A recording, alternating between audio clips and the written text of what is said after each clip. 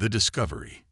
In the grand tapestry of the Milky Way, where countless civilizations had risen and fallen across eons of cosmic history, the Unified Galactic Council had long considered itself the pinnacle of enlightened governance.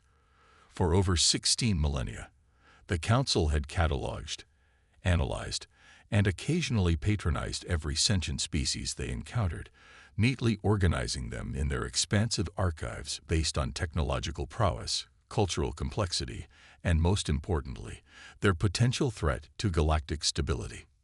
Near the bottom of this cosmic hierarchy sat humanity, a curious bipedal species that had achieved faster-than-light travel a mere 2 centuries ago, practically newborns in the grand scheme of interstellar politics. The Council's initial assessment labeled humans as moderately interesting omnivores with surprising adaptability and concerning territorial instincts.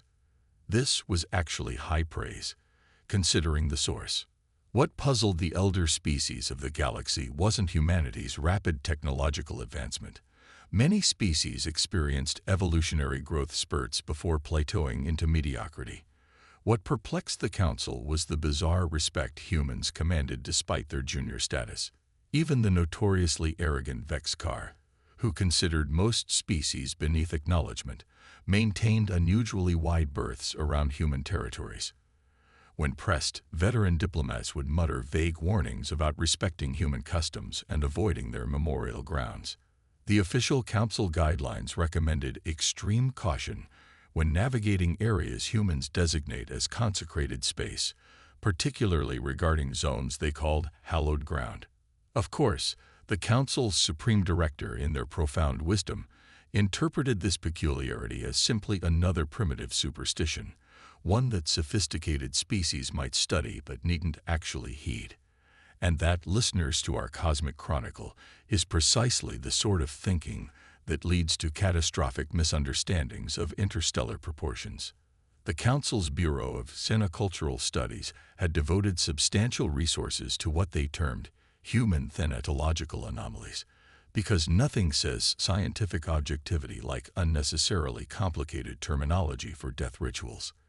The leading expert, Dr. Zelnik Voth, had published 23 treatises on human burial practices, each more speculative than the last. The humans, Dr. Voth would lecture to increasingly disinterested audiences, dedicate extraordinary resources to the preservation and demarcation of their deceased organic matter. Rather than efficiently recycling these materials, they segregate them in designated zones, mark them with elaborately carved stone indicators, and then, here the good doctor would always pause dramatically, continue to maintain these facilities for centuries, sometimes millennia. What particularly baffled the galactic community was the scale of these operations. Humans didn't just set aside small containment fields for their dead. They devoted vast tracts of prime real estate to these cemeteries and memorial parks. Some covered hundreds of square kilometers and dated back millennia, protected by international treaties that predated their unified planetary government. The galaxy's most prestigious anthropological journal, Primitive Practices Quarterly, ran a special issue titled Wasted Space: The Economic Irrationality of Human Court Storage. The lead article suggested that humans' refusal to repurpose these lands could only be attributed to primitive superstition reinforced by biochemical fear responses to mortality. The author received the Council's highest academic honor for this groundbreaking insight. Some more pragmatic members of the galactic community had different theories. Trade Minister Orcs of the Folian Merchant Guild noted that human burial grounds were always meticulously maintained regardless of their age or location. They guard these places like military installations, he reported after a routine diplomatic mission. My sensors detected unusual energy signatures beneath the surface, but the humans became quite agitated when I inquired about them. The Council's Intelligence Division dismissed Minister Orcs' report as the paranoid musings of a trader who spent too much time among primitive species. Their official assessment concluded that humans simply suffered from an irrational attachment to genetic predecessors, a weakness that more evolved species had outgrown millennia ago. Even the Vexkar ambassador, normally taciturn about lesser species, broke protocol during a High Council meeting to suggest special caution regarding human memorial grounds. They consider disturbance of these sites a provocation beyond diplomatic remedy. The ambassador stated, "We recommend absolute avoidance." The council noted this concern with the bureaucratic equivalent of an eye roll and filed it under primitive customs. Tolerable, but ignorable. After all, what could possibly be so important about fields of dead matter that even the fearsome Vexcar treated them with deference? The galaxy would soon find out, and the lesson would be explosive. Fleet Commander Sark Vorton of the Merzak Expeditionary Force had built his career on being the galaxy's premier opportunist. 5 promotions in 7 cycles, all stemming from his uncanny ability to identify vulnerable territories and acquire them with minimal resistance. His superiors called it strategic brilliance. Everyone else called it glorified theft with excellent documentation. Vorton's latest target was Serenity's Edge, a modestly populated human colony world on the periphery of Council space, rich in rare mineral deposits and blessed with a perfectly balanced biosphere. It was exactly the kind of jewel the Merzak Acquisition Committee had developed a sudden interest in protecting for the greater galactic good. The intelligence report, Commander, his adjutant announced, placing a data crystal on Vorton's desk with the enthusiasm of someone delivering expired rations. Vorton skimmed the report with practiced indifference. Population centers, defensive capabilities, negotiation history, all the usual metrics that would determine how quickly he could claim the planet without triggering a formal council intervention. "What's this?" He paused, taloned finger tapping against an anomaly in the planetary survey. 26% of habitable land designated as restricted zones, and they're not even using them for anything productive. The adjutant shifted uncomfortably. "Those are what humans call cemeteries, sir. They bury their dead there." "Bury?" Vorton couldn't even finish the sentence. "You mean they take perfectly useful biological material and just put it in the ground?" "With elaborate markers and regular maintenance, sir. They consider these areas sacred." Vorton's mouthparts clicked in what passed for Merzak laughter. "Sacred waste of resources, more like. And look at this one." He expanded a particular section of the map. Almost 110 square kilometers of Prime Valley real estate just filled with these markers, and it's right next to their largest settlement. The Planetary Survey notes that's their oldest and most revered site, sir. It predates their colonization. They apparently transported ancestral remains from their homeworld to establish it. Vorton's eyes gleamed with the special light reserved for particularly easy targets, which means it has significant cultural value but likely minimal practical defenses. Perfect. He pulled up the tactical display. "We'll land our primary forces here, adjacent to this cemetery. The humans will be too concerned about protecting their ridiculous bone garden to mount an effective defense of their actual strategic assets." His tactical officer, who had been silently monitoring the conversation, finally spoke up. "Sir, there are previous advisories regarding human burial sites, the Vexcar specifically. The Vexcar are superstitious relics who see threats in shadows," Vorton interrupted, waving a dismissive appendage. "Besides, we're not planning to disturb their precious dead. We're just using the location as a strategic entry point." "But sir," "The decision is made, Officer Krell. Prepare landing coordinates adjacent to the human death collection facility. We'll be on the ground in 30 hours. As the command crew dispersed to prepare for the invasion, Vorton congratulated himself on his tactical genius. The humans would be so preoccupied with protecting their field of bones that claiming the rest of the colony would be embarrassingly simple. Another victory for his impeccable record, another resource-rich world for the Merzak. In the privacy of his quarters, he even practiced his victory speech, the one where he would magnanimously promise to respect local customs regarding their memorial grounds, while effectively taking everything else of value on the planet. The council would approve the acquisition without a second thought. After all, he was being culturally sensitive about the humans' strange fixation on preserving their deceased. As the massive Merzak warships prepared for descent toward Serenity's edge, not a single crew member questioned why the human defenders weren't scrambling in panic at their approach. Not one tactical officer thought to ask why the human emergency broadcasts focused exclusively on warning the Merzak to redirect their landing zone rather than begging for mercy. And certainly, no one on the invasion fleet suspected that they were about to provide a profound educational moment for the entire galactic community about the true nature of human graveyards. The consequence: the Serenity's Edge Colonial Administration building erupted into frenzied activity the moment the Merzak fleet appeared on their long-range scanners. Not the blind panic one might expect from a primitive species about to be invaded, but the methodical, almost resigned efficiency of people who'd run this particular drill before. "Open emergency channels to the Merzak flagship," Governor Ilana Chen ordered, straightening her uniform jacket with the weary determination of someone about to have an extremely tedious conversation. "And get me Earth Defense Command. Tell them we have another cemetery situation." The communications officer nodded. "Merzak responding, ma'am. They're offering us generous terms of surrender and full cultural autonomy regarding our ancestral storage facilities." A collective sigh rippled through the command center. Someone in the back muttered, "It's always the new ones, isn't it?" followed by several knowing chuckles. The governor took her position at the communication station. On screen, Commander Vorton's alien features arranged themselves into what he probably thought was a reassuring expression, but looked more like a predator suffering from indigestion. "Commander Vorton," Chen began, "we've noticed your landing trajectory aims directly for our colonial memorial grounds. We must insist you redirect to the designated diplomatic landing zone in Sector 7. Vorton's mandibles twitched in what humans had learned was the Merzak equivalent of a condescending smile. "Governor, I assure you we have no intention of disturbing your cultural sites. Our landing is purely strategic and temporary." "It's not about disturbance, Commander.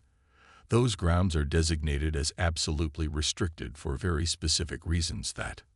I understand your species has certain primitive attachments to these sites," Vorton interrupted, "but tactical necessity requires." "This isn't about sentiment," Chen cut in, her patience visibly thinning. "This is about preventing an interstellar incident. Those grounds are protected under Terran Defense Protocol 37B. The Merzak commander made a dismissive gesture. Yes, we've reviewed your admirable legal protections. Rest assured, once your colony accepts our protection, we'll establish proper regulations for your ancestral waste facilities." At this point, Admiral Marcus Santos of the Earth Defense Command joined the communication. "Commander Vorton, I am obligated to inform you that landing within 1 kilometer of any designated Terran memorial ground constitutes a Class 1 violation of our sovereign territory. Diplomatic intimidation is beneath the dignity of this operation," Vorton replied smoothly. "We're simply establishing a presence to ensure the proper integration of Serenity's Edge into the greater galactic community."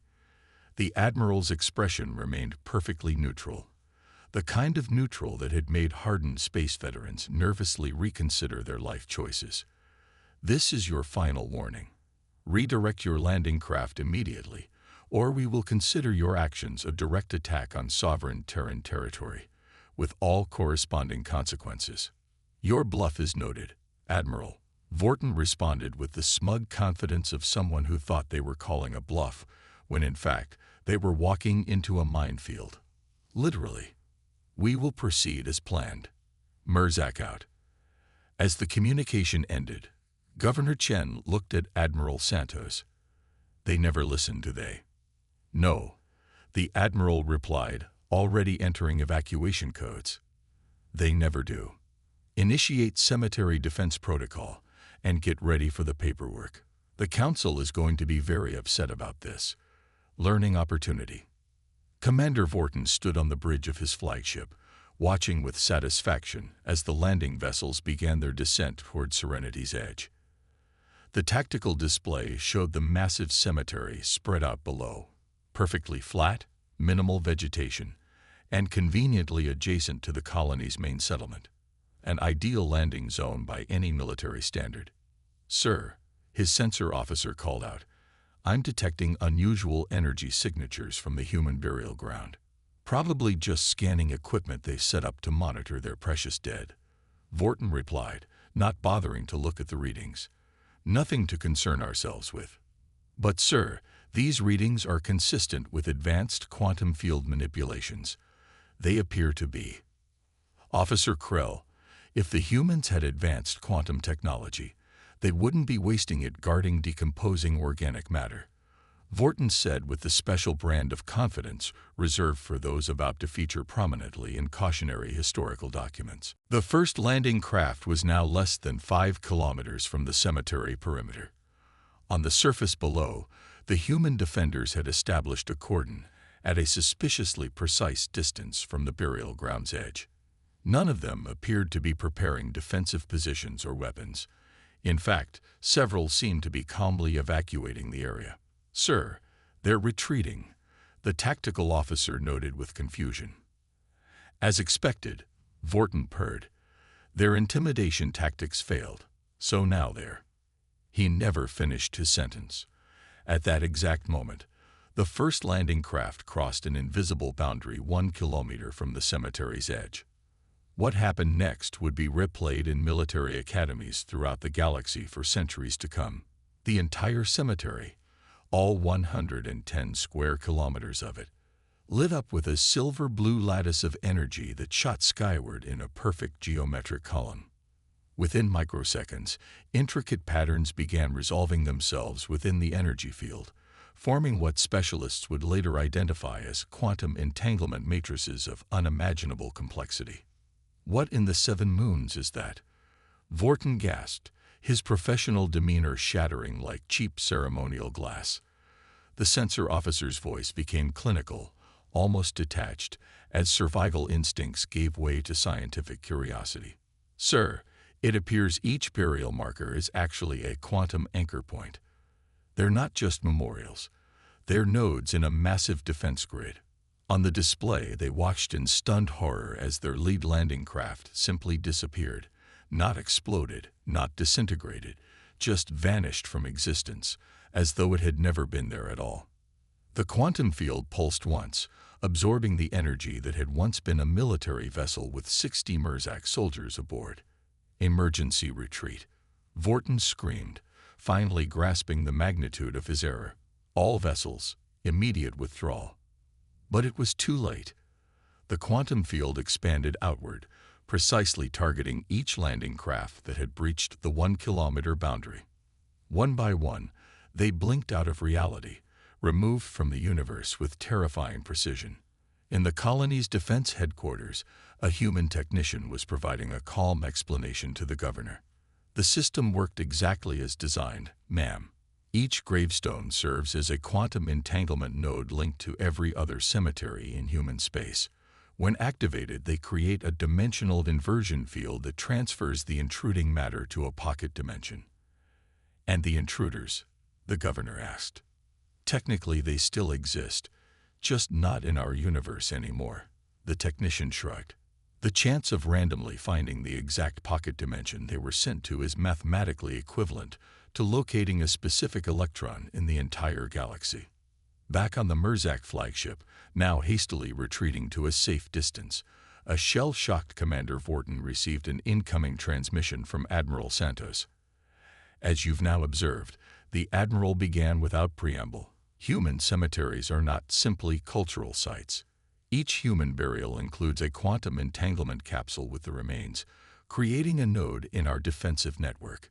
Each marker is precisely calibrated to resonate with all others, forming the largest quantum computing network in known space." This is impossible," Vorton stammered.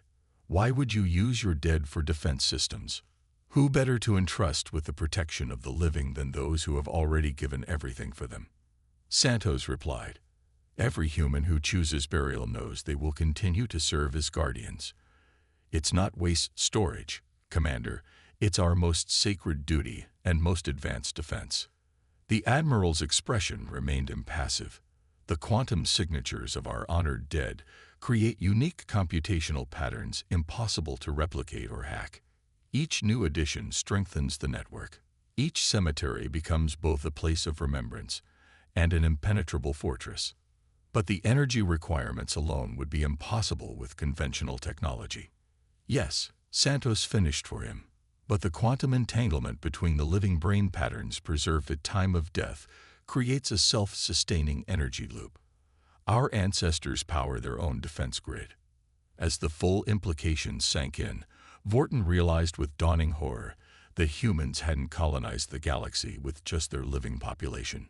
Every human settlement, from the smallest outpost to their largest metropolis, was protected by the quantum signatures of generations of their dead, all linked in a vast defensive network that spanned human space.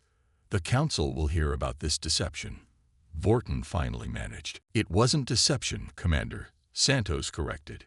We filed complete documentation with the Council regarding our cultural sites and their defensive capabilities.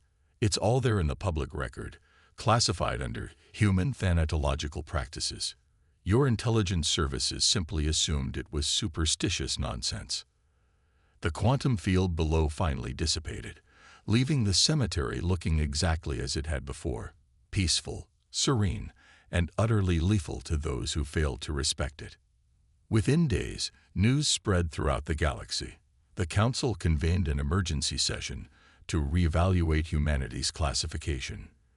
The Vexcar, smugly vindicated, negotiated unprecedented trade agreements with Earth. Dr. Xelnikvo's academic career ended abruptly when it became clear all 23 of his treatises were fundamentally wrong. Most significantly, every species in the galaxy suddenly developed a profound respect for human customs regarding their dead, not out of cultural sensitivity, but from the sobering realization that humanity had turned their grief into the most formidable defense system the galaxy had ever seen. The official Council guidelines were quietly updated to read: human memorial grounds are to be treated as sovereign territory of the highest order. Under no circumstances should any vessel approach within minimum safe distance, 2 kilometers, without explicit permission from human authorities. And in the Grand Archives of the Unified Galactic Council, humanity's classification was revised from moderately interesting omnivores to advanced species with unparalleled defensive capabilities.